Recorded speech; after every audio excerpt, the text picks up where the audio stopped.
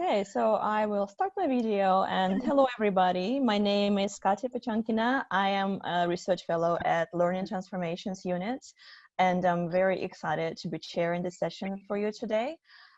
This session is, as you can see from the slides, is called Start Talking, Transforming the Communication Skills of Swinburne Science Students to Develop Future Readiness. And it's presented by three presenters. It's Bita Zafaran Liu and Janet Jensen, and also Claire Dyson. So Bita is from FSET, Janet is from Student Engagement, and Claire is my colleague from LTU. And of course, our moderator today is Kim Flowers, who is also my LTU colleague. So can we have please the next slide, because I'd like to do acknowledgement of country before we begin.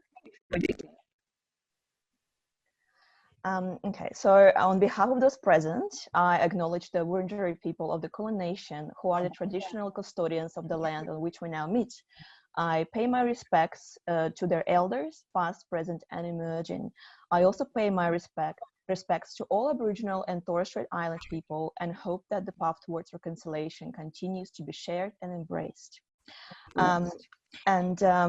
Yes, welcome everybody, and just a brief announcement before I disappear and give it to the time to our presenters, that if you have any questions, please feel free to post them in the chat room, and we will address them in the last 15 minutes of this presentation. And now we'll disappear and give the floor to the presenters. Thank you.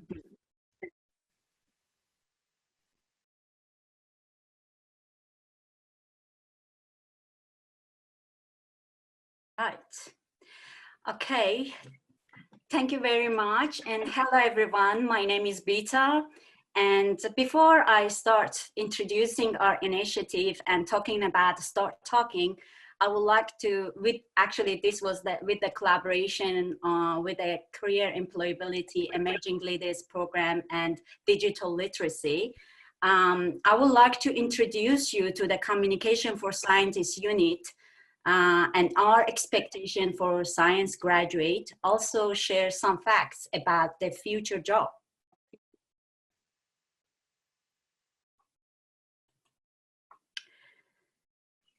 So the Communication for Scientists is a co-unit for the second year science students.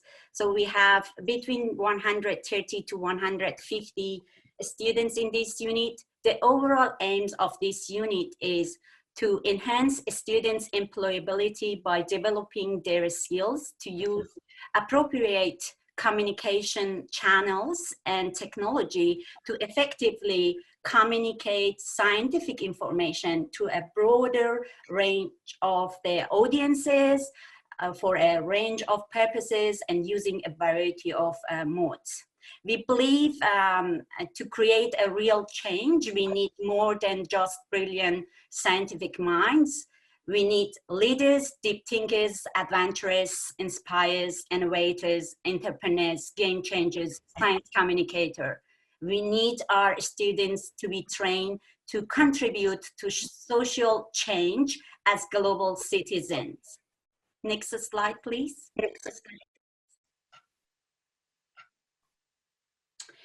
So there are a few facts that we consider to design the authentic work integrated learning activities and assessments in this unit. We consider the desired learning tasks which are required in the real world context. We reflect on global challenges and we think how we can teach our science students to act as a global citizen. Also, we are thinking of the changing nature of the work in future and how we can support our science students to be ready for that and to be successful. It is a fact that it's predicted that 50% of today's job will disappear by 2030. Next slide, please. So talking about the skills for future success. So again, if you're talking about 50% of today's jobs are going to be disappear, what is going to be replaced? So the literature confirms that soft skills intensive occupations will account for 2/3 of all jobs by 2030. Our expectation for science students is improve not only the technical skills and the knowledge, but also the soft skills and personal attributes. So we need to work on their soft skills, and we know that our science students, they are very good at critical thinking, and they are strong in their fields. We need to work on in their soft skills and personal attributes. Next slide, please. What are employers looking for? So the T-shaped professionals is including deep disciplinary knowledge along with a keen ability to communicate. The question is, how much our activities, our assessment resources will cover the T-shaped professional for our science students? We have a clear plan which address each of these criteria in this unit. Science students in this unit are expected to choose a science challenge, which is their passion. Then they are going to communicate their solution with a range of audiences, such as their role as a science journalist, pitch their idea to the industry, practice their public speakings, and upskilling their skills through the Adobe resources and expert training. Next slide, please. Soft skills become increasingly important. Again, literature confirms that soft skills intensive jobs will grow 2.5 times faster than other jobs. And I'm sure everyone experienced this during this time with the pandemic. You see how diverse soft skills are required for an individual to cope with their hard time. Next slide, please. The science threshold learner outcomes. So now we cover the fact of the communication skills is the most demanded soft skills that employers are looking for. We would like to confirm the science threshold learning outcomes for our graduate science students according to the Australian Council of Deans of Schools, Science, ACSC. So, which is listed in this slide. We are expecting our science graduate understanding science that is require multidisciplinary conversation, scientific knowledge in their field, inquiry and problem solving, communication skills, personal and professional responsibility. Next slide, please. So what we are looking for our science students are also aligned with the Swinburne's 2025 strategic framework. So we are looking for those students that they feel confident to create social and economic impact. So we want to train our students to be future-ready learners. Next slide, please.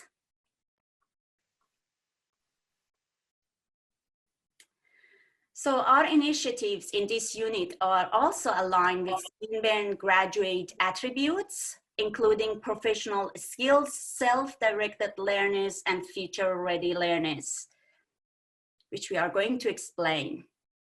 Next slide, please. So now, considering all of these facts and the literature, Swinburne's vision, expectation for science graduate, we want to know what is the problem. So our observation of the challenges science students experience during their learning communication skills in the unit, it's also aligned with the literature and the research outcomes. Science students typically do not recognize the value of communication studies until they approach graduation. Next slide, please. So to come up with this, we want to introduce our initiative, activities, and assessment, which is the partnership of Emerging Leaders Program, Professional Placement, Media and Communication, Digital Literacy Program, LTU. Next slide, please. So the Communication for Scientists unit at a glance. So you can see in this table how we progress and set the embedded activities and assessment with the collaboration with, again, the industry, media communication, professional placement, emerging leaders, digital literacy, LTU at Adobe, Adobe specialists. So, and then we provide authentic activities aligned to these assessments. So now I would like to ask Janet to talk about the embedded activity that we have done in this unit. Thanks, Beta. So I'll talk briefly about the Emerging Leader Program to give some context about how and why we've embedded our program in the unit Communication for Scientists. So Emerging Leader is Swinburne's program that encourages students to build employability by documenting the different activities they're involved in alongside and as part of their studies.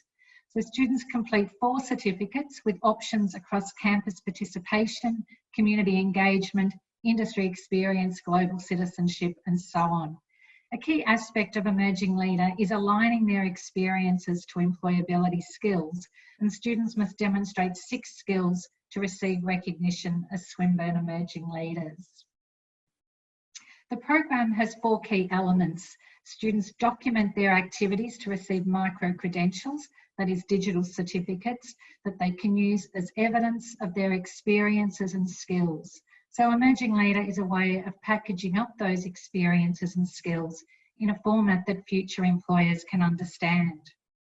We hope that as they document or receive recognition for activities undertaken within curriculum, that they'll explore further so the program promotes development. We encourage reflective practice so they construct meaning from what they encounter and make connections between experiences and skills acquired. And our processes, the use of the STAR format, provides practice in articulating skills.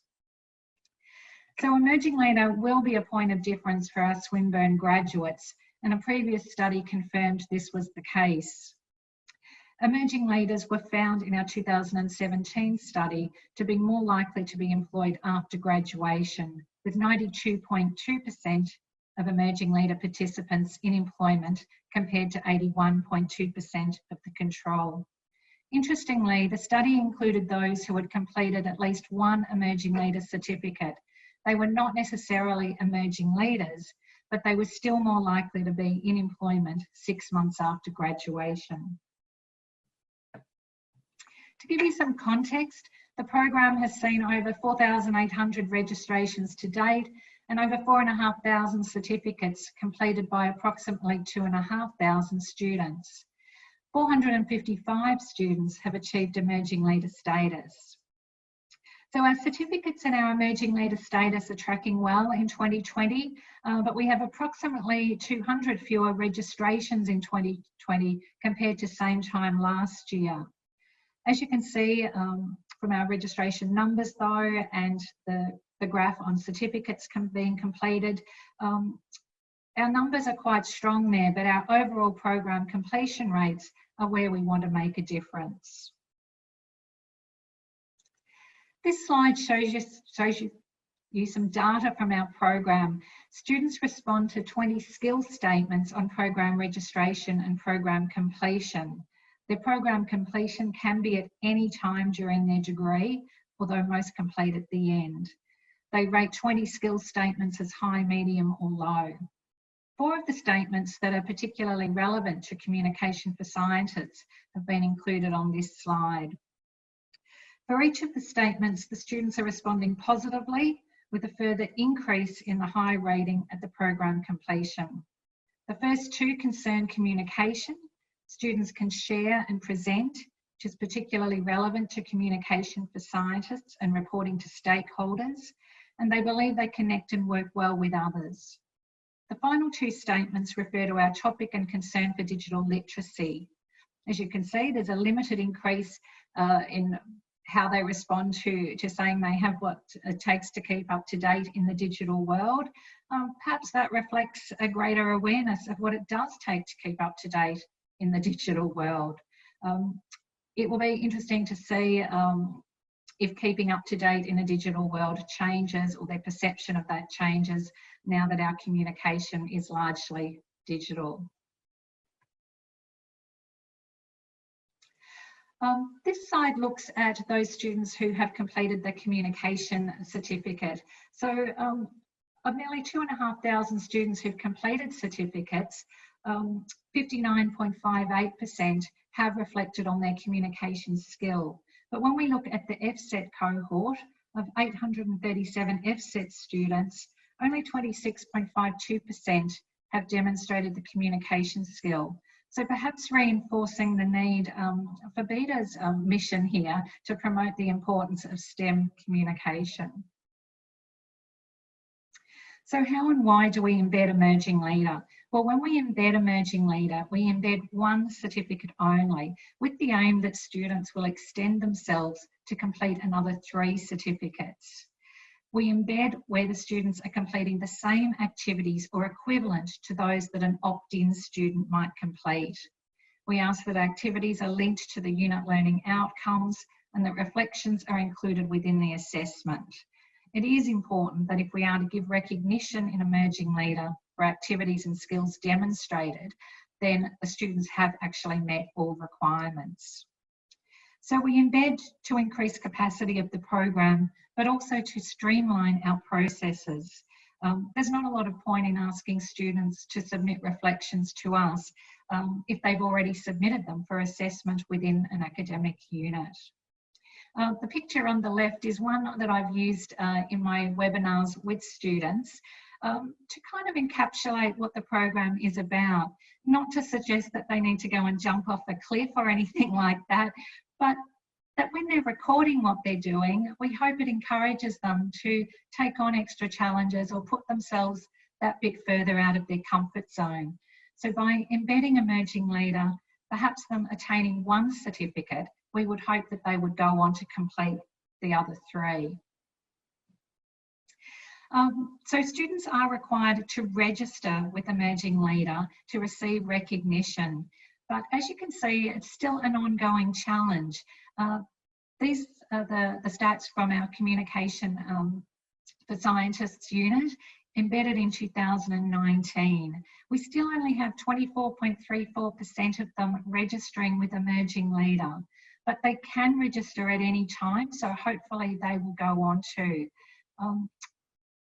Of our roughly 12 units where we have embedded Emerging Leader in academic units, we go from a high of 68% of students registering to a low of 6%. So this 24.34 is kind of sitting around the average. So what we've done with Communication for Scientists, we have embedded the Career Development Certificate with the communication skill. The students undertake 5 career-related activities, including the lecture in week 8, where we cover such topics as how they align their experiences to skills, completing employability skills audits, understanding what graduate employers are looking for, knowing how to answer those behavioural interview questions, particularly using the format, and of course, having plenty of practice. Back over to Beta. Thank you very much, Janet. I guess before I start talking, I want everyone to remember of the image that Janet showed with the cliff. So start talking is something that we ask students, and of course it's their choice, but we want them to be ready for the future. They're just standing in that cliff and they're thinking whether they should go with it or not, whether they should go with the public speaking competition or not. But guess what? I think from our experience, we find that we are passionate. I mean, when we are passionate about something, I think we can find some connection with the students, and that is the very unique, rich source that they can bring this culture to the campus. So next slide, please.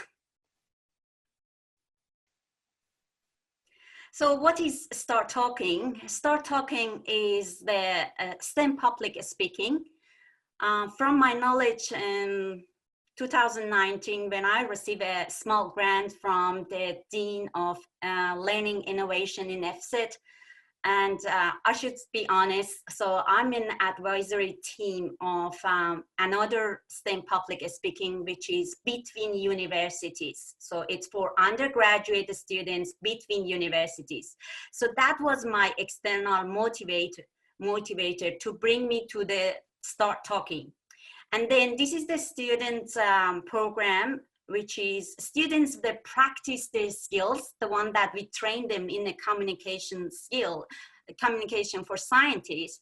And that is going to be with the partnership of pitching team in the communication, FSET student engagement team, career employability, emerging leaders program, digital literacy program, LTU, Claire and their team, and FSET clubs. Our students are fantastic. Next slide, please. So what is our vision? As I mentioned, this is the STEM public speaking competition. In 2019, it was for FSET students, but now it's open to all Swinburne students with a passion in STEM. So what is our vision is potential to create real world impact and supporting the community by applying effective communication with the digital literacy. So the workshops are embedded, and there are 2 workshops aligned with the competition, and these are all to prepare and you know, invite and motivate our students to be ready for the competition. So there are workshops. In 2019, we had professional networking with confidence, which is run by Career Employability. We had a masterclass in 2019. In 2020, with Claire and their team, we provide this storytelling with Adobe Rush workshop. So what we are planning is to ask our students with the passion in STEM to showcase their practice to the Swinburne community, create a video, 4-minute video on their STEM idea, and share that with the broader audiences. So in fact, in 2020, all of this is online, and actually that is the better, I think it's a better setting, because we can, you know, we can invite any students without thinking that that is the capacity of the room. So the next slide, please, Janet. Oh, okay, so this is the promotion video for Start Talking, the one that students act. That is the main concern. A student made this for us. So I don't think it's particularly controversial for me to say that science is amazing. From microorganisms to giant galaxies, it encompasses everything in between. And we want you to tell us about it. Open to all undergraduate students, Start Talking is a great opportunity to practice your communication on a STEM topic of your choice in 3 specific formats. Whether it's about your own research, or you might have an innovative STEM idea that you think might change the world, or you are just passionate about science in general, Start Talking is the place for you. You have 4 minutes to present, and if you win, you get $400. Now, if you want to apply, first you have to submit talking points. That's around 300 words you have to submit, and then if you get through from there, you'll get to go to the grand final. As one of your judges, I'll be looking for a science talk that has creativity, that has clarity, and one that connects to me. And now, it's your turn to start talking.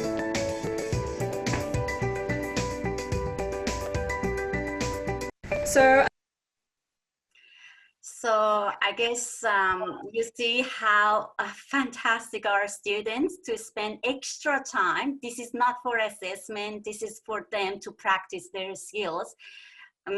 investing their own time. And then this is the showcasing what we have done in 2019. So 11 competitors comes with a unique stakeholder in workshop 1, and we have a workshop 2, and we had a winner. So I guess the next slide is for you, Janet, or okay, before we go with Janet. So this is the story of success for students. Students who are passionate about science communication are going to be acknowledged, not with a prize, but also their story is going to be published. They are going to tell us how they evaluate their skills, how they they improve their digital skills, their presentation skills, and then how that can influence other students. So next slide, please. Yes, and this is again for Janet to talk about the workshop 1. So thanks, Beta. So our collaboration with Start Talking began at its inception in 2019. Careers and Employability developed and conducted a networking workshop to support the stakeholder panel and the networking session that preempted the Start Talking competition. As the students were going to have the opportunity to network with a panel of stakeholders, we wanted them to actually network and to make the most of the opportunity to speak with the incredible panel that Beta and Dr. Alan Duffy had coordinated and facilitated. In 2020, the panel moved online, and so did the networking session. Both the 2019 and 2020 workshops were facilitated by my colleague Rob Baig. We registered the participants on Swinburne so we could record attendance and track participation.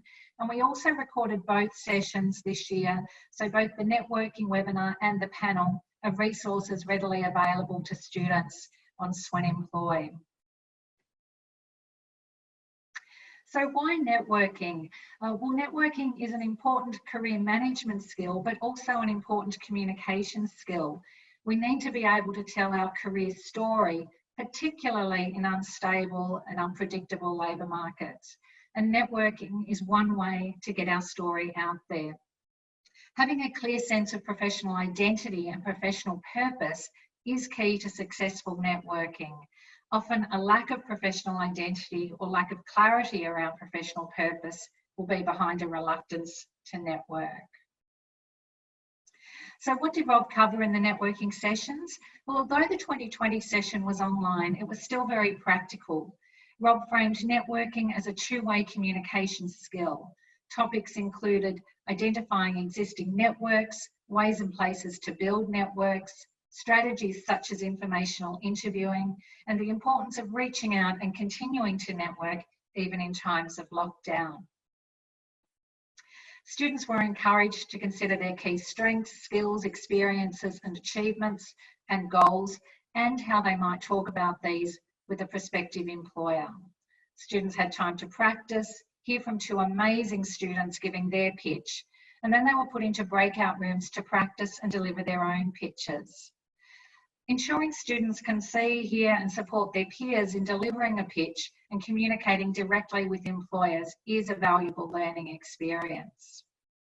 Although they were not able to network in person in the panel with the panel in 2020, they were able to communicate via the chat, and Careers and Employability have also offered many other employer sessions in meeting rather than webinar mode to specifically give students the opportunity to speak directly with stakeholders and employers. And I'll hand over to Claire. Hi everyone, we can go to the next slide if you like. I was going to talk about workshop 2 primarily, but what I wanted to sort of go back a step and really talk about, you know, some of the underlying issues that Beta came to me and our team with, and sort of walk you through the problem solving that we did together and how it sort of ended up in Start Talking. So we might go into the next slide. The question that Beta and I were really looking at is how might we support students learn new skills by making. So we're really looking at communication skills here. So ultimately, as Beta's already said, science students are fantastic at problem solving. You know, they have all these amazingly big ideas, but she had quite early on identified that it was communicating those big ideas, which, to be honest, a lot of us have. It was the communication of those big ideas that needed work. So we started doing some draft work in semester 1. It was within a unit that's Beta was running called Grand Challenges in Science.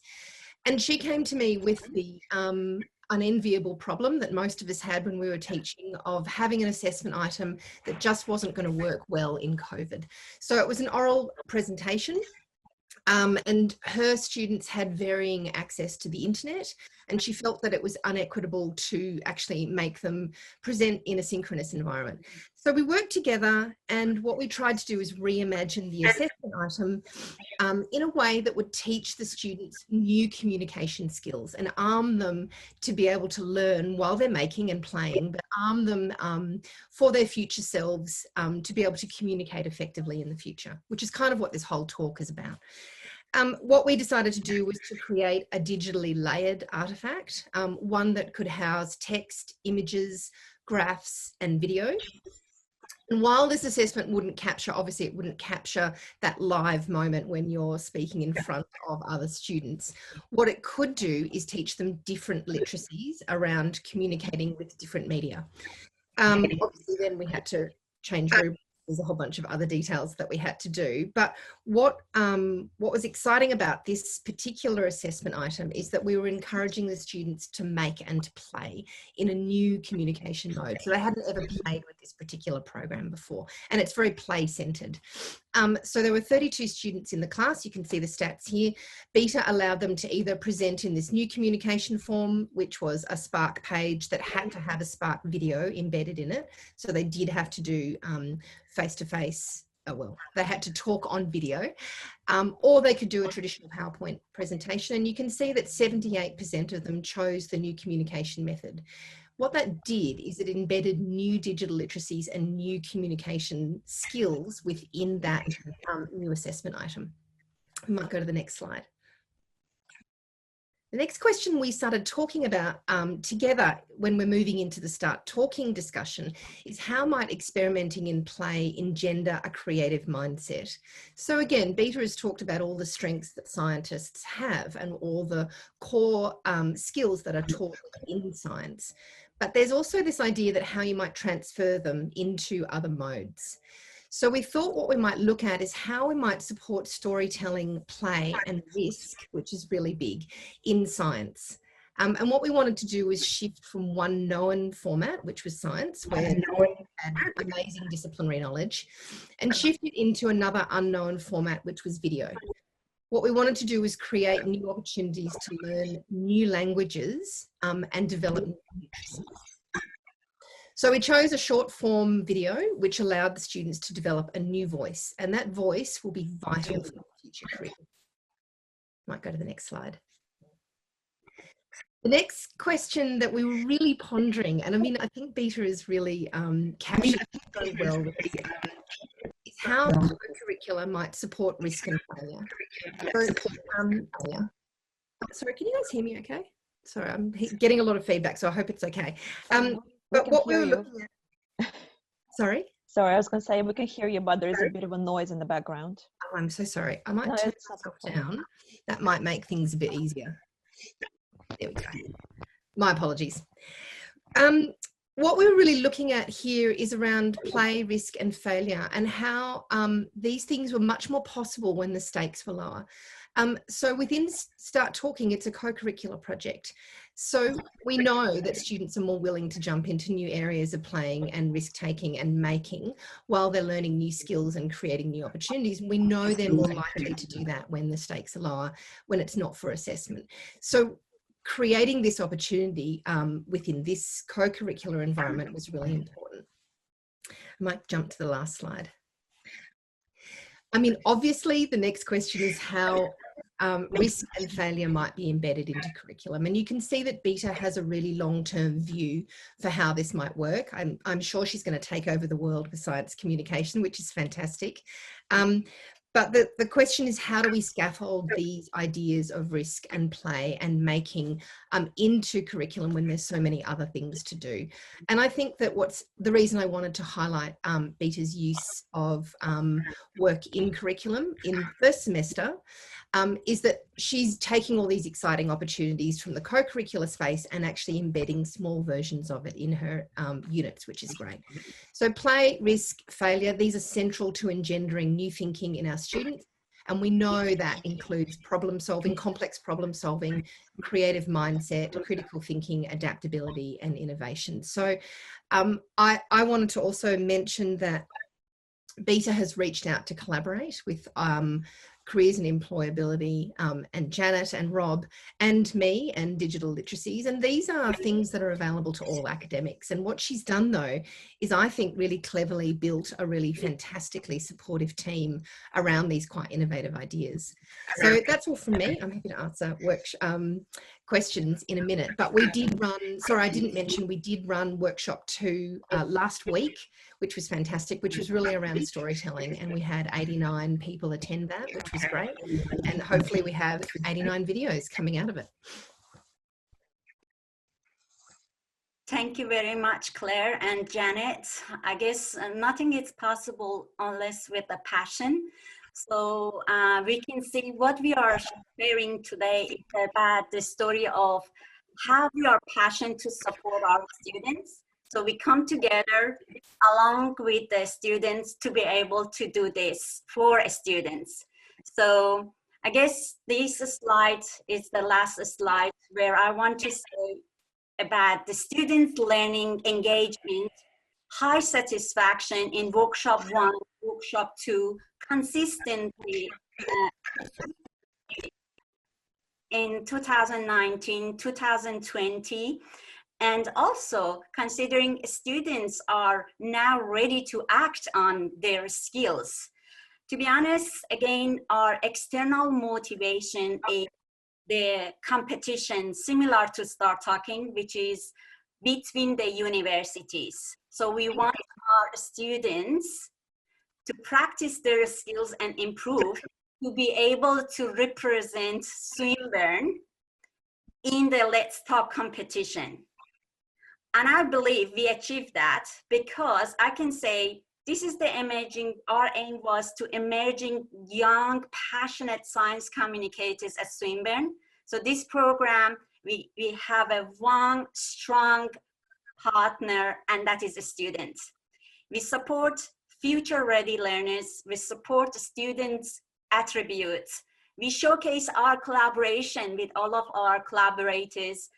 We publish students' story to influence other students, and certificates like participation for volunteers, for the competitors, align with emerging leaders program. So we want to make sure if students learn from this, later on they will join to all the workshops that Adobe team they're presenting. They join to career employability, emerging leaders, into science, professional placements. So this is the place that we want to make sure that we introduce students to all these existed strong, reachable resources and professional academic people to, again, be successful. So I would like at the end to introduce our winners. Megan Grace Smith is the winner of 2018. And Navendu is our students volunteer leader who is helping me consistency from 2018. Samantha McKay is the finalist of the Let's Talk 2020. She was the finalist of the Start Talking 2019. And Rory is the winner of Start Talking 2019. As Claire mentioned, we are expecting to see the creative inspiring video in 2020. So that is live event in week 10, 15th of October. All the academic professional students are invited. Swinburne community, let's join us and support our students who are going to share their STEM idea with the social impact. Thank you very much, everyone. All right. I don't know if you can see me. Now we have time for questions. It's wonderful because everything just ran to time and all presenters just spoke in their allocated time. So I didn't have to do anything because the chair, which is great. We actually have our first question. I can see through chat. So Tash from LTU is saying, I love your passion for this project. What was the most rewarding aspect of this project for you? I guess the question is to all of the presenters. I can go for it. And then I think the most rewarding is those students who not only come to learn more behind the unit, behind the assessment, behind the marking, they just go to the workshop 1, workshop 2, but also they spend time to generate this, to come to the competition. I guess what we are doing, and I mentioned this to Janet and Claire, if we don't have students in the competition, our mission is not successful. But we came with 11 competitors in 2000, finalists in 2019, which was difficult to choose one of them as a winner. And we hope that happened in 2020. For me, that is the most rewarding because students like what we are doing for them. Yeah, I would just say it's definitely assisting with emerging leader and getting that out there. And the students that Beta's had working with her and participating in this program, they're definitely ones we want to recognise in a program like Emerging Leader. So I guess what's rewarding for me is actually seeing these students collaborate with us and really do so well. The students that gave their pictures to demonstrate to the other students were just amazing. And then we also have students like Samantha that Beta mentioned just before, who's also assisting me with the Early Leader program, which is Swinburne's program for secondary school students. She's been involved with that to make connections there too. So these students are really engaging across Swinburne, and yeah, that's wonderful to see. Yeah, it was fascinating. Yeah, Claire? I was just going to say, for me, what's really interesting is that I haven't been working with Beta as long as Janet has, but for me, it's working with an academic who looks at the really complex problem and actually is really open to finding new answers. So Beta is kind of modelling for me the behaviours that she wants her students to engender, which I think is really exciting. And I think that's a really lovely way of teaching. You have to sort of model best practice yourself.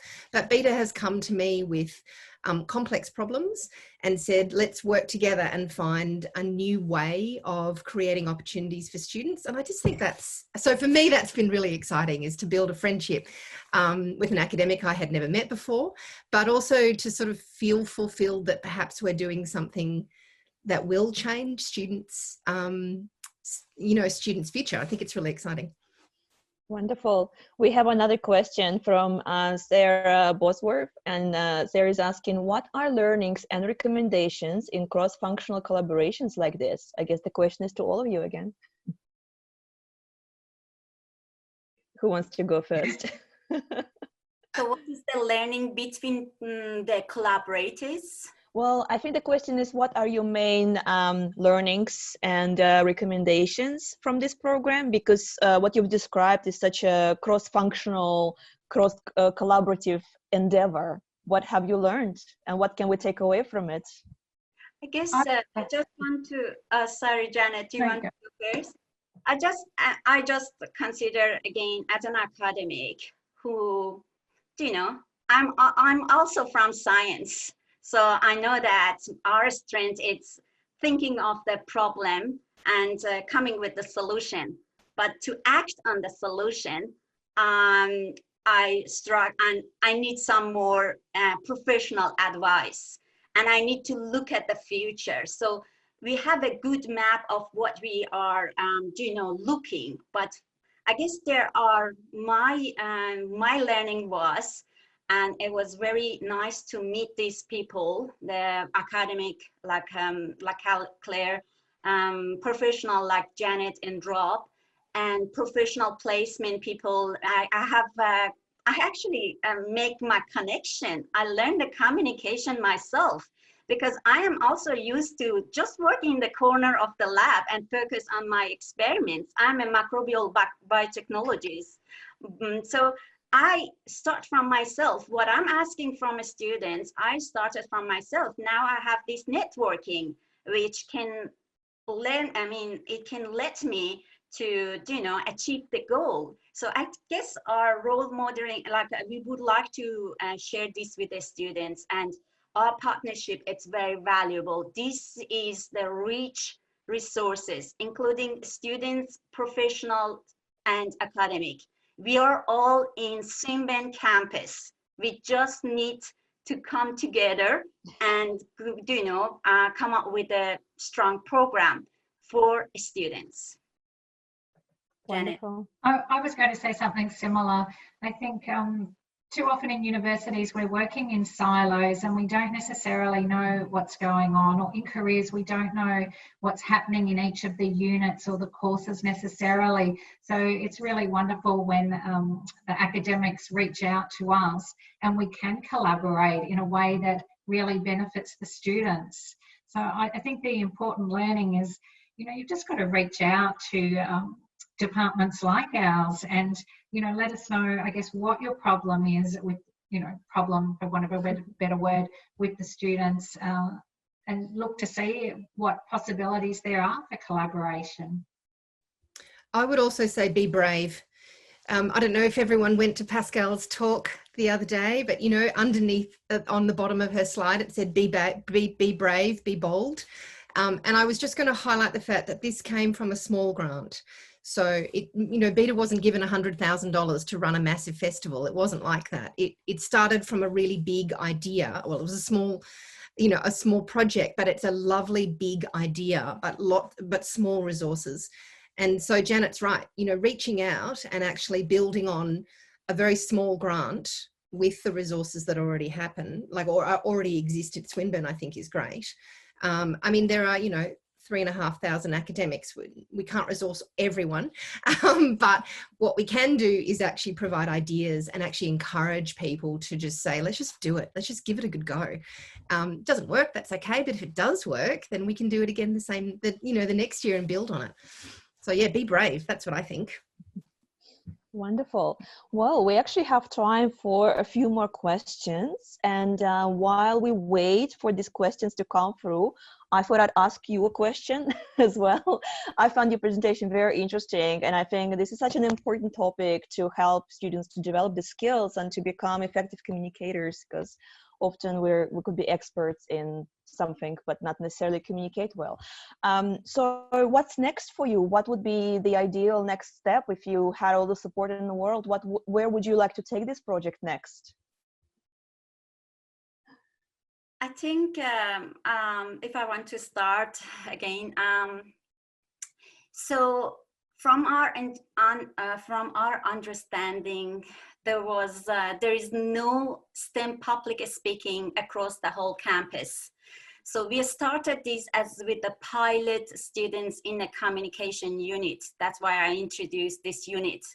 But now we are thinking of the Swinburne students as a whole community, that they can come and help each other. So we are thinking, we have students in business, for example, in the other faculty, and then we have students in engineering, in science, or in psychology. So we are thinking of the multidisciplinary conversation, because again, we are thinking about the global challenges. We are thinking how our students can act as a passionate science communicator to bring their solution. And the solution, it sometimes has an overlapping. We need to inspire the community. The community doesn't want to hear our jargon. So we need some technology. We need some, inspiring, and a video which can present and animate our complex science idea. So I guess align with what we want to think of the future, have a better community, safer community. Look at COVID-19. There are too many information. Which one is correct? Which one is not? which one of this information we can trust. So we want to teach our science Swinburne students that if they're passionate about any STEM idea and they need to know all the information and they come together and they can share it with the community. I think the better future for our community, come up with some solution to the global challenges. And if I always ask my students, if what you're doing, you can share with your grandmother, then you're successful, because we need people on board.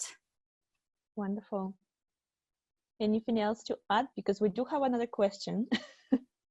Oh, I would just add that we would similarly in careers like to broaden the reach. And although Claire mentioned, resourcing activities such as this can be quite intensive, all our collaborations don't need to be as heavily resourced as this one. We have a lot of resources in careers and employability already. We're already running a lot of webinars, workshops, etc., employer sessions that can link in with things across faculties. So I guess where to from here, we hope that we can make more connections across the university. Wonderful.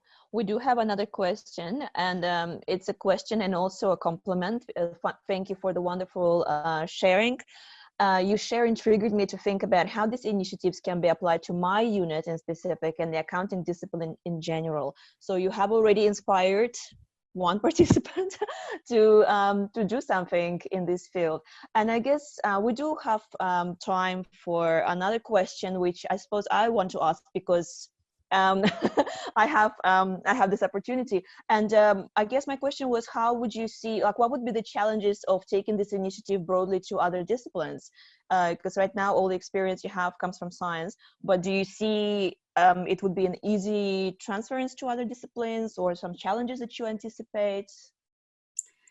I guess my role, I have another role in FSET faculty as an academic deputy director, student engagement. I work intensively with the FSET clubs. Again, we are talking about the students. The students, they have their own connection, and it doesn't matter if they are in FSET or they are in FBL or FHAT, they have their connection.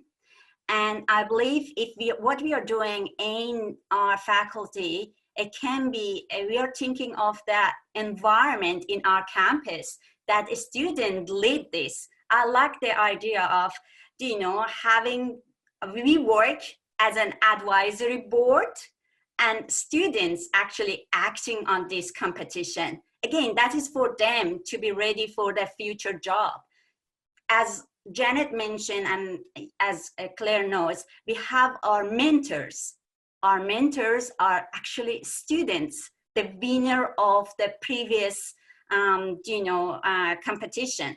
So they attended in our workshop, some of them coming with some great idea, creating the video, animation, website. So I guess now we have these rich sources of students that they have a strong connection with their other students in the other faculty. And then how about if we just let them to lead this, and then we can just, we can work together, we can work with them, and we can support them. So I guess the point is the connection that Janet mentioned, not between the academics, not between academics professional, also between academic professional students, and now students with all of us. Wonderful. I wouldn't foresee any issues. Careers and employability is already working across all faculties and PAVEs, so our resources are appropriate and applicable across. So. Yeah, us too, Janet. I think what was interesting about Workshop 2 last week is it's around storytelling, and it was storytelling with video. And while obviously the focus was driven from, started from beta, and it was embedded in this particular program, all of the work that we do is every workshop that we run is open. So we don't actually ever close anything down. So yes, if there was somebody from accounting who wanted to tell a story with video, they would have been absolutely welcome last week. And I think that's actually really exciting, because if you drop into workshops that maybe were not originally designed for you, you get to pick up all these really lovely, exciting skills. That's why we were sort of wanting to work around something that's making, because making is fun. And when you're doing that, you pick up skills that you don't even know that you're picking up. And certainly the literacies around storytelling with any other form, you know, video particularly, has, you know, a long history that you can't learn in an hour and a half, but you can start. And that step forward outside your form, I think, is really exciting. So yeah, it's really applicable. And it's pretty easy to transfer too, I think. Yeah. All right, I think we're nearly there. I just want to take this opportunity again to thank our wonderful presenters. It was a wonderful, very interesting presentation. And if you do have a question, that's to the audience. If you still have a question, or you come up with a question later, please feel free to post it in our hub for the conference, which you would have been invited to once you sign up for the conference. So we do monitor that, and we can answer questions after the session. And please stay engaged in the conference and enjoy and have a wonderful rest of the week. And the video of this presentation is also available if anyone is interested later. So thank you very much, and have a great day. Katya, I just want to say thank you to the LCU and the team for arranging, and Kim being moderating in this session, and providing again this opportunity to connect us with our academic here. So please contact us if you think that there are something that we can share. We can, you know, we are very, I think we are all passionate about the connection with all the colleagues. And also, I would like to invite you to invite your students with the STEM passion to come and present their in the competition. So we have Adobe coaches as a mentor that they can help your students in the, you know, business, accounting. Everyone might have a passion about the STEM. So we have Adobe coaches on board, and yes, I guess please invite your students, and you are also invited to the live events in the Start Talking. Thank you very much, everyone. Wonderful. And thank you to Kim Flowers for moderating this session and being the behind the scene tech genius. Thank you, Kim. Okay, bye everyone.